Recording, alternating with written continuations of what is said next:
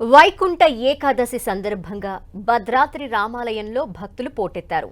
ఉత్తర ద్వార దర్శనం తిలకించడానికి 2 తెలుగు రాష్ట్రాల నుంచి భారీగా భక్తులు తరలివచ్చారు. ఆలయంలో ఉత్తర ద్వారం నుండి రామయ్య దర్శన భాగ్యం కల్పించారు.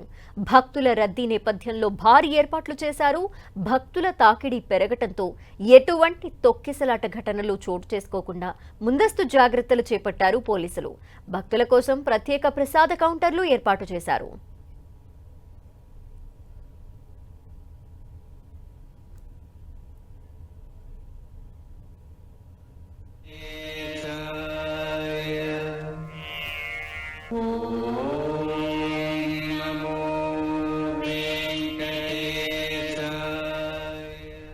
భద్రాద్రిలో ఏర్పాట్లపై మరింత సమాచారం మా ప్రతినిధి సైదులు అందిస్తారు.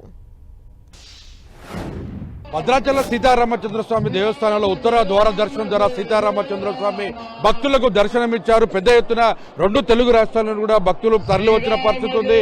మనం చూడొచ్చు భక్తులకు ఎలాంటి సౌకర్యాలు కల్పించారు అడిగి తెలుసుకునేందుకు మనతో పాటు భక్తులు. జగ్గైపేట నుండి ఇదే ఫస్ట్ టైం అండి రావడం. చాలా నుంచి అనుకుంటున్నాం కానీ ఇవాళ కుదిరింది. రాత్రే వచ్చాము. రాత్రి 8:30 అవుతుంది మేము వచ్చేసరికి. కానీ చాలా బాగా ఇచ్చారండి స్వామి దర్శనం. ఎన్నాళ్ళ కోరికో ఇవాళ నెరవేరింది మాకు. ఆ స్వామి దయ. ఇలాగే ఎన్నోసార్లు చేసుకోవాలని మా కోరిక. ఉత్తర ద్వార దర్శనం ద్వారా మొత్తం భగవంతుడు అంటే సీతారామచంద్ర స్వామిని దర్శనం చేసుకున్న భక్తులకి ఏర్పాట్లలో చాలా సౌకర్యాలు కూడా ఏర్పాటు చేస్తారని చెప్తున్నప్పటికీ కొద్దిమంది మాత్రం తీవ్ర అసంతృప్తి అసహనాన్ని కూడా వ్యక్తం చేస్తున్న పరిస్థితి. ఉత్తర ద్వార దర్శనానికి అయితే మంత్రి తుమ్మల నాగేశ్వరరావు కూడా పాల్గొనడం జరిగింది. అయితే గతంలో తిరుపతిలో జరిగిన ఘటనను దృష్టిలో పెట్టుకుని పెద్ద ఎత్తున కూడా తెలుగు రాష్ట్రాల నుంచి వచ్చిన ప్రజలకు ఇబ్బంది కలగకుండా భారీ సెక్టార్లను కూడా ఏర్పాటు చేశారు. ఇక్కడ భారీ బందోబస్తులు కూడా ఏర్పాటు చేసిన పరిస్థితి మనం చూస్తున్నాం. విజువల్స్ లో చాలా జాగ్రత్తలు తీసుకుంటున్న పరిస్థితి అయితే కనిపిస్తుంది. ఎందుకంటే తొక్కిసలాటలు అనేది జరగకుండా ఉండేందుకు పెద్ద ఎత్తున కూడా ఏర్పాట్లు చేశారు. అమ్మా, ఎక్కడి నుంచి వచ్చారు మీరంతా?